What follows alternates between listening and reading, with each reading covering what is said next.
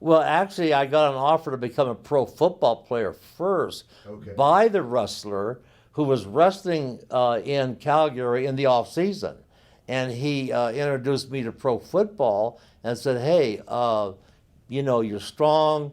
At this time, I was bench pressing right around 600 pounds. I was extremely agile and very, very, very strong. And he says, "God," he said, "you'd be a natural at pro football."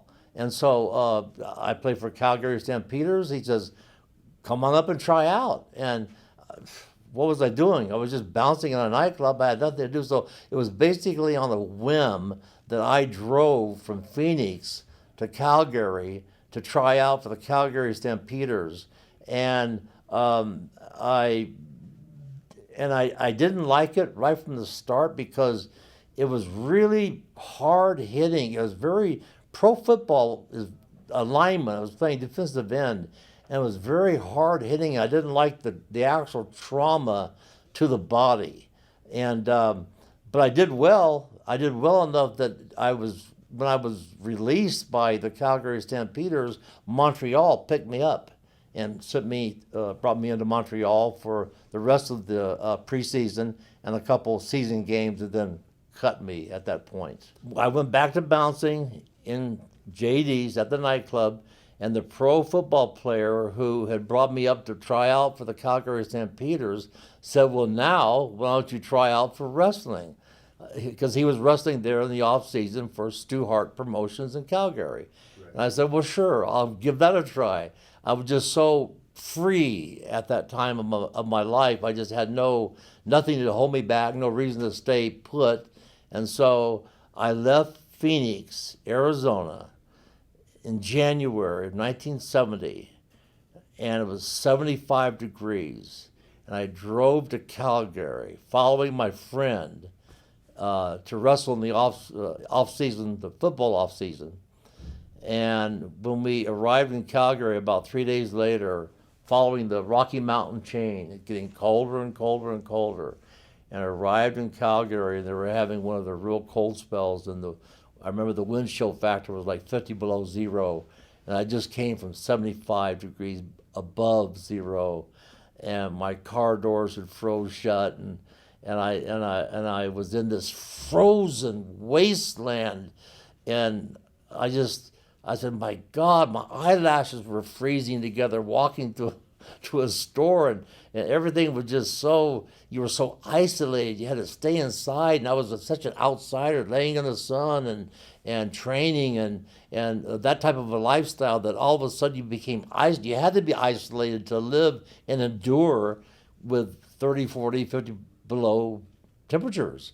And so I didn't like that part of it whatsoever. It was really a shock to my system when I arrived in Calgary to begin my wrestling career. I would watch it as a young kid and was mesmerized by these wrestlers, but I had no other knowledge about pro wrestling whatsoever. And you came to actually one of the toughest territories there was in pro wrestling, not only because they did a very rough style, but because it was very cold. The traveling distances were hard, and there was a lot of ribs, a lot of animosity, and a lot of breaking in the hard way to the new wrestlers. So can you kind of tell me what your experience was like going there? I'm sure a lot of wrestlers were jealous of you because you were a big bodybuilder, and just what was it like getting to Calgary? Well, I tell you, once I arrived, and I wasn't aware that the dungeon of Stu Hart was so infamous and yet to become really, really famous. But I thought the training quarters that I was headed for to become a pro wrestler, I thought I was going to walk down into this to the basement of Stu Hart's house. I knew it was Stu Hart that I was going to train me, and see this beautiful gym and everything pristine and training quarters and everything like professional, and I walked into this. We drive up to this mansion, kind of like that the Munsters lived in and on television, and it was dark, and there were old cars scattered around the backyard with snow on them and hoods raised up, and it was like a junkyard back there, and it was so eerie, it was so bizarre. And then we knock on the door, and as we're knocking on the door flies open, and 3 or 4 little kids run by us and with no shoes on out in the snow, chasing each other around. And I'm looking, and it's 50 below zero, but I'm saying they're freezing. These little kids are laughing, and they're chasing each other. Stu Hart's kids. And so we go in, and we go downstairs, and Stu Hart, in his street clothes, says, "Very nice to meet you. Let's go downstairs and let's just talk about wrestling. You want to be a wrestler?" And I said, "Yeah, I would like to be a wrestler." And I was not prepared for Stu Hart. I was not warned by my friend who knew about Stu Hart and his tactics. And so the first thing Stu Hart did to me, he noticed the size of my arms, and he started to grab my arms and said, "God, I've never seen arms this size, biceps, and would you throw me a bicep shot?" So I gave him a bicep shot and flexed for Stu, and he was just so impressed, and he said, "Let me show you do you mind if I show you a hold?"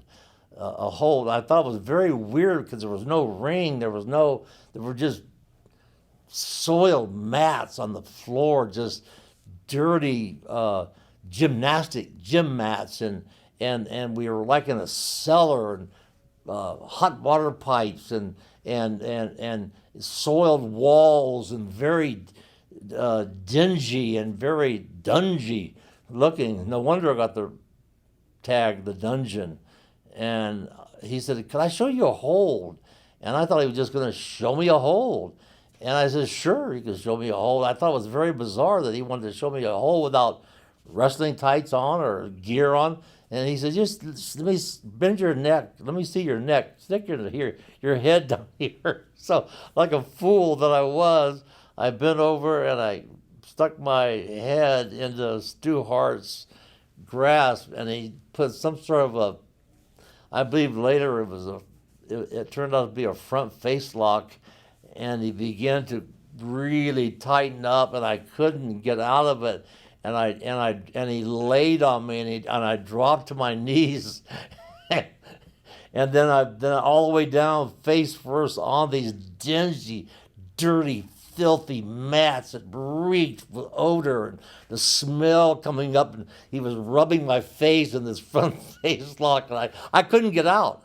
There was no way I could get out. I mean, he had this hold locked on me. As strong as I was, it was impossible for me to get out until he decided to release the hold. So I finally released the hold, and I couldn't straighten my neck out for probably an hour. It seemed like an hour, just minutes, but finally I was able to get up to off my prone position, face first, in these filthy, dirty mats. I got up, and I finally stood up and straightened up my neck, and I said, "Okay, that's great. Thanks for the lesson." And I told my friend Bob, I said, I think we should go now. I think we should. I think I've had enough. My first wrestling lesson, this was enough for one night.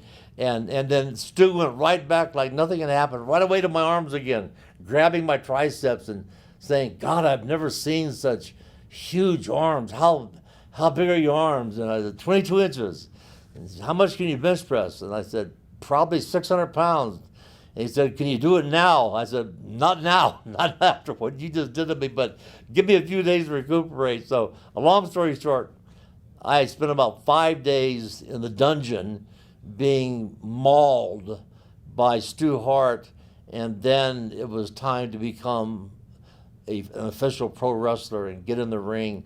And it was Stu Hart's brilliant idea for me to go around this whole entire loop of this territory, of all these towns that made up the Calgary territory, and arm wrestle all challengers, because I was a very good arm wrestler, and I really hadn't been beaten, and I did a lot of arm wrestling in the nightclub, and so I went to all these towns, taking on all comers, arm wrestling to set up my future wrestling career, and of course there were just ungodly miles and miles of snow-covered flat prairie land, and I was just wondering, what am I doing, driving all these endless miles to these cities and these arenas with some not very many people, some packed, and so but I endured. I endured. Back to the arm wrestling for a second. Did you ever have any close calls with fans in the ring? Oh, never, no, never. Some had thought they were really, and they were probably very good, but I was just so strong, and I knew the techniques of arm wrestling, how to shoot my elbow forward and put the shoulder down, and a lot of tricks of really arm wrestling that these farmers were unaware of. And so even if they were good, they were nearly not my strength and could never come close to beating me whatsoever. Did you ever sample any of Stu Hart's cooking while you were there? I didn't actually eat his cooking, even though he was renowned for his meals, but he always brought these boxes of, like, equal to our Safeway stores here in the United States, the big markets full of, and big boxes full of ripe fruit. He called it food that was ripe fruit, but we called it like fruit that was rotten, and bananas and apples and pears, and he would offer this fruit. He says, take as much as you want, take it home with you, and back to your hotel, and eat all you want. And it it was obviously not good food, and so that was my experience of. But I didn't personally dine at the table of Stu Hart. I didn't want to take that chance. The one thing that made me leave Calgary, and I don't know if this has ever been said before, but I made a road trip with a wrestler called Wild Bill Jeromo, who was in the territory at that time. And we were going to a city called Lethbridge. And I was riding with him, and I noticed that on his sun visor and headliner of his car were photographs of his family that he had tacked to his sun visor and kind of pinned to his headliner of his car. And I was riding with him, and I was looking at his family, and I'm saying to myself, and I said, man, what a family you have. You look at your kids and his wife, and he says, yeah, I haven't seen him in a long time.